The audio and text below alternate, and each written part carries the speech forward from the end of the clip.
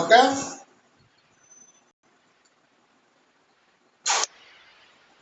তোমরা ক্লাসটা যেভাবে হোক এই প্রশ্নটা তোমাদের জন্য খুব ইম্পর্টেন্ট। এই প্রশ্নটা তোমরা খাতায় নোট করবে, আগে নোট করবে, নোট করে গ্রুপে পাঠাবে অথবা আমার হোয়াটসঅ্যাপে পাঠাবে, আমি দেখবো, দেখে তারপরে আবার ঠিক করে দেবো। ঠিক আছে, এখন আবার বলি, তুমি একটু শুনো কিভাবে লিখবে চিত্রের বর্ণনাটা। চিত্রের বর্ণনাটা কিভাবে লিখবে? স্পিকার মিউট করো। ওয়াইএক্স অক্ষে চাহিদা ও যোগানের পরিমাণ ও ওয়াই অক্ষে দাম ধরা হলো বা নির্দেশিত। দেখো চিত্রে দাম বৃদ্ধি পেয়ে 1, 2 এবং 3 টাকা হলে চাহিদার পরিমাণ হ্রাস পেয়ে যথাক্রমে, দাম বাড়ছে, চাহিদার পরিমাণ হ্রাস পেয়ে, চাহিদার পরিমাণ হ্রাস পেয়ে যথাক্রমে 20, 15 এবং 30 একক হলে, দেখো হ্যাঁ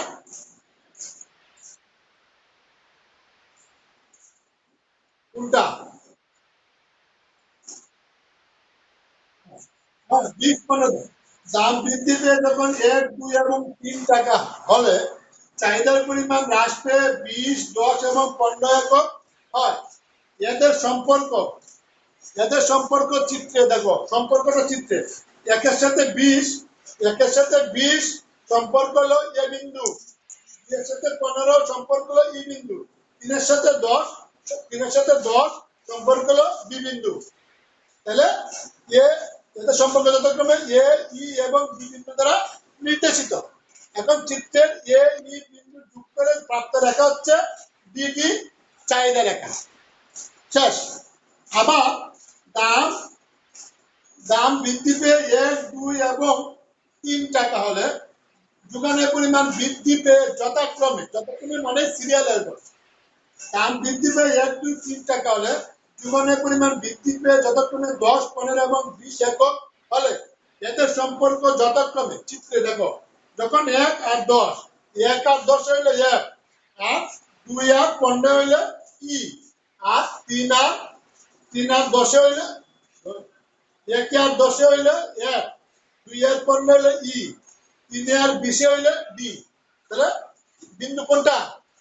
এফ ই ডি সিরিয়ালে বলতে হবে, কারণ যেহেতু এদিকে সিরিয়াল আসতো, এদিকে সিরিয়াল আসতো, তোমার বিন্দুগুলো যাবে সিরিয়ালে। বিন্দুগুলো হচ্ছে যথাক্রমে এফ ই এবং ডি। এখন কি করবো? এখন ডি ই এফ, এখন তুমি যেভাবে পিকচার যোগ করতে পারো, এদিকে যোগ করতে পারো, এদিকে যোগ করতে পারো। এখন বিন্দুগুলো ডি ই এফ বিন্দু যোগ করে প্রাপ্ত রেখা হচ্ছে এস এস যোগান রেখা। শেষ। মূল কথা হচ্ছে ভারসাম্য দাম এবং পরিমাণ নির্ধারণ দেখাটা। আমরা কি লিখবো? চিত্র অনুযায়ী, চিত্র অনুযায়ী ভারসাম্য হবে ই বিন্দুতে, কারণ ই বিন্দুতে চাহিদা রেখা এবং যোগান রেখা পরস্পরকে ছেদ করেছে এবং ছেদ বিন্দু হচ্ছে কি ই। ঠিক আছে, তাহলে ভারসাম্য ই বিন্দু অনুযায়ী ভারসাম্য দাম হবে 2 টাকা এবং ভারসাম্য চাহিদা এবং যোগানের পরিমাণ হবে 15 একক। এই হলো শেষ তোমার ভারসাম্য দাম ও পরিমাণ নির্ধারণ। এখন লাস্টের কথাটা আমরা বলবো যে ভারসাম্য মানে স্থির দাম, স্থির দাম। এখন এই দামটা কি স্থির? ভারসাম্য বলতে স্থির দাম, যেখান থেকে আর দাম সামনে বা পিছনে যাওয়ার কোনো চিন্তা ভাবনা নাই বা সম্ভাবনা নাই। কেন? ভারসাম্য দামটা নির্ধারিত হয় ক্রেতা এবং বিক্রেতার দর কষাকষির মাধ্যমে। যখন ক্রেতা এবং বিক্রেতা সমঝোতায় পৌঁছে তখনই তো ভারসাম্য দাম হয়। সুতরাং ওই দামটা আর পরিবর্তন হওয়ার সম্ভাবনা নাই। ঠিক আছে, এখন এইটাই আমরা দেখাবো বাজারে আসলে কি এটা স্থির দাম কি না। দেখো, যদি খেয়াল রাখবে কথাটা, যদি কোনো কারণে আমার ভারসাম্য দাম কোনটা, এনে 2, এটা হচ্ছে আমার ভারসাম্য দাম। এখন আমি 2 থেকে উপরে যাব, 2 থেকে আবার নিচে যাব, নিচে যাব, দেখাবো যে না এটা আমার ভারসাম্য দাম আর এটা হচ্ছে আমার ভারসাম্য পরিমাণ। দেখো তোমাদের বইয়ে দেওয়া আছে ইংরেজিতে, খেয়াল করো, যদি কোনো কারণে দাম বৃদ্ধি পেয়ে 2 থেকে 3 টাকা হয়, দাম বৃদ্ধি পেয়ে 2 থেকে 3 টাকা হয়, তখন বাজারে কি অবস্থা দাঁড়ায়? দেখো চাহিদা হয় অতটুকু, দেখো এটা হচ্ছে চাহিদা রেখা, যদি দাম বৃদ্ধি পেয়ে 2 থেকে 3 হয়, চাহিদা হয় কতটুকু? এই জায়গা থেকে এই জায়গা। কতটুকু হয় চাহিদা? এই জায়গা থেকে এই জায়গা। আর যোগান হয় এই জায়গা থেকে এই জায়গা। এটা যোগান রেখা। এটা যোগান রেখা। তার মানে বাজারে কোনটা বেশি? চাহিদা বেশি না যোগান বেশি? দাম বৃদ্ধি পেয়ে 2 থেকে 3 হলে এই দাগ থেকে এই দাগ পর্যন্ত তোমার চাহিদা, এটা হলো চাহিদা রেখা, আর এটা হচ্ছে যোগান রেখা। আর যোগান হয় এখান থেকে এইখান পর্যন্ত। তাহলে কোনটা বেশি? চাহিদা বেশি না যোগান বেশি? কথা কি বুঝতে পারো নাই? যদি কোনো কারণে দাম বৃদ্ধি পেয়ে 2 থেকে 3 টাকা হয়, যে কোনো কারণে বাজারে দাম বাড়তে পারে। হ্যাঁ, এখন আমি এটা তো বাজার। কোনো কারণে দাম বৃদ্ধি পেয়ে যদি 2 থেকে 3 টাকা হয়, তখন বাজারে কি অবস্থা দাঁড়ায়? দেখো, চাহিদা হলো, দাম বাড়লে চাহিদা এমনিতেই কমে। দেখো, কতটুকু হলো চাহিদা? এই জায়গাটা হলো চাহিদা। এই যে বাউন্ডারি থেকে এই বাউন্ডারি হচ্ছে চাহিদার বাউন্ডারি। এটা চাহিদা না কেন? এই যে চাহিদা, কতটুকু হচ্ছে চাহিদা? দাম 2 টাকা থেকে 3 টাকা হলে চাহিদা হলো এতটুকু, আর যোগান হইলো এখান থেকে শুরু করে এতটুকু, এখান থেকে শুরু করে এতটুকু। তাহলে কোনটা বেশি? চাহিদা বেশি না যোগান বেশি? যোগান বেশি। যোগান বেশি। এখন খেয়াল করো, এই যে খেয়াল আছে, চাহিদার দাম যখন 3 টাকা হয়, তখন চাহিদা হলো 10 একক, যোগান হলো 20 একক। চাহিদা হলো 10 একক, যোগান হলো 20 একক। বাজারে কি বেশি? যোগান বেশি। যোগান কতটুকু বেশি? যদি আমরা চিত্রে দেখাই, তাহলে যোগান বেশি হলো অতটুকু। এটা হলো চাহিদা, আর এটা হলো যোগান। তাহলে চাহিদাটা বাদ দাও, কতটুকু বেশি যোগান? অথবা আমরা যদি এইদিকে দেখি বা এইদিকে দেখি, চাহিদা হলো 10, চাহিদা 10, যোগান 20। তাহলে বাজারে কোনটা বেশি? যোগান বেশি। কতটুকু বেশি? যোগান বেশি। অক্ষর দিয়ে হলো বিডি বেশি। অক্ষর দিয়ে যদি বলো যে আমরা দেখাবো বিডি পরিমাণ যোগান বেশি। আর যদি এই দিক থেকে বলি, এই দিক থেকে যদি বলি কি, দাম যখন 3, চাহিদা 10, যোগান 20, তাহলে চাহিদা হলো 10, যোগান হলো 2 থেকে হলো 20। কতটুকু বেশি? 10 কেজি বেশি। যোগান কতটুকু বেশি? 10 একক বেশি বা 10 কেজি বেশি। এখন প্রশ্ন এলো, যদি অক্ষরে বলি তাহলে বলবো বিডি পরিমাণ যোগান বেশি। আর যদি সংখ্যায় বলি তাহলে বলবো 10 একক যোগান বেশি। 10 একক যোগান বেশি। তাহলে বেশিটাকে আমরা কি বলি? বেশিটাকে আমরা কি বলি? উদ্বৃত্ত। তোমাদের বইয়ে লেখা আছে কি? সারপ্লাস। কি লেখা আছে? সারপ্লাস। কিন্তু তোমরা কি লিখবে? উদ্বৃত্ত। তোমরা দাগ দেন না বাবা।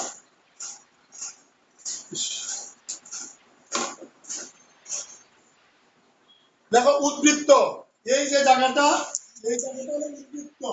রসু, দয়, বয়, এই যে এই জায়গাটা হলো উদ্বৃত্ত। ঠিক আছে? এই জায়গাটা হলো উদ্বৃত্ত। লেখাটা কি দেখা যায়? আচ্ছা, এই জায়গাটা উদ্বৃত্ত। উদ্বৃত্ত মানে কি? বাজারে দ্রব্য বেশি আছে, বাজারে দ্রব্য বেশি কিন্তু চাহিদা কম। তখন কি হবে? বাজারের দাম বাড়বে না কমবে? বলো। কমবে। প্রশ্ন হচ্ছে এইটা, যেহেতু বাজারের চাহিদা কম, যোগান বেশি, তাহলে কি হবে? বাজারের দামটা কমবে। তাহলে এই যে 2 টাকা থেকে যখন 3 টাকাতে দামটা গেল, 3 টাকাতে যাওয়ার পর দামটা কি স্থির থাকতে পারছে? অবশ্যই না। দামটা আবার 3 টাকা থেকে নিচের দিকে নেমে 2 টাকায় চলে আসবে। ঠিক আছে? ওইটাই হচ্ছে স্থির দাম বা ভারসাম্য দাম। আমি বুঝাইলাম যে যদি কোনো কারণে দাম বাড়ে, তখন বাজারে দেখা যায় কি, চাহিদা কমে যায়, যোগান বেশি হয়ে যায়। আর চাহিদা যখন কমে যায়, যোগান যখন বেশি হয়ে যায়, তখন কি হয়? আবার অটোমেটিক বাজারে দ্রব্যের দাম কমে আসে। দাম কমলে আবার 3 থেকে আবার 2 এ চলে আসে। তার মানে কি, 3 যে দামটা, এই দামটা স্থির দাম নয়। স্থির দাম কোনটা? যেটা মানে কি স্থির থাকবে, এখান থেকে নড়বে না। কিন্তু 3টা নড়ে গেল, 2 থেকে 3 উঠেছিল, কিন্তু 3 আর থাকতে পারে নাই, সে আবার নিচে নেমে চলে আসছে, কোথায়? 2 এ চলে আসছে। তাহলে এটা হচ্ছে কি, আমরা বলবো যে দাম বাড়লে কি হয়? বাজারে কি হয়? বেশি পরিমাণ দ্রব্য উদ্বৃত্ত থাকে, সেই জন্য দাম আবার কি হ্রাস পায়, হ্রাস পেয়ে আবার 3 থেকে 2 চলে আসে। সেই জন্য 2 হলো ভারসাম্য দাম। আবার আবার যে কোনো কারণে বা কোনো কারণে আবার কোনো কারণে যদি দাম 2 থেকে 1 চলে যায়, দাম হ্রাস পেয়ে যদি 2 থেকে 1 চলে যায়, ঠিক আছে, তখন বাজারে কি হয় দেখো, এটা হচ্ছে চাই যোগান কতটুকু, তখন বাজারে এটা হচ্ছে যোগান, কতটুকু হইলো যোগান,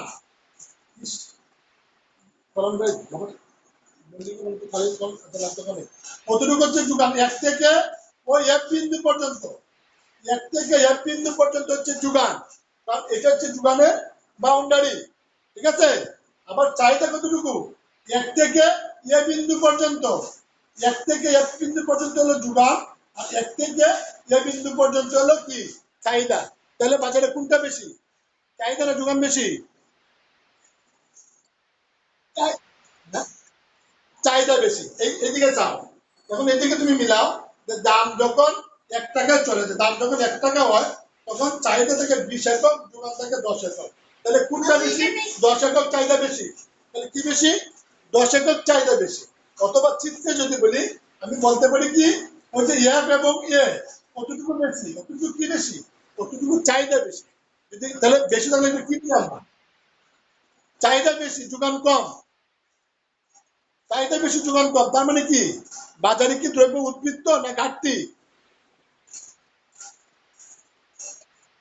উদ্বৃত্ত কিভাবে, বাজারে কম, কম মানে কি যোগান, বাজারে দ্রব্য বেশি না কম,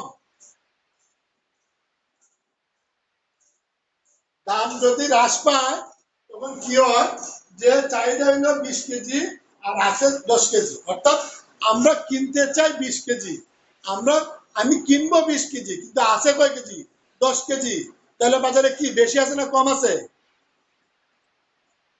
কম, কম মানে কি ঘাটতি, কম মানে কি ঘাটতি। ওই দেখো তোমাদের বইয়ে লেখা আছে শর্টেজ, বইয়ে কি লেখা আছে শর্টেজ, শর্টেজ কে আমরা বলি কি ঘাটতি।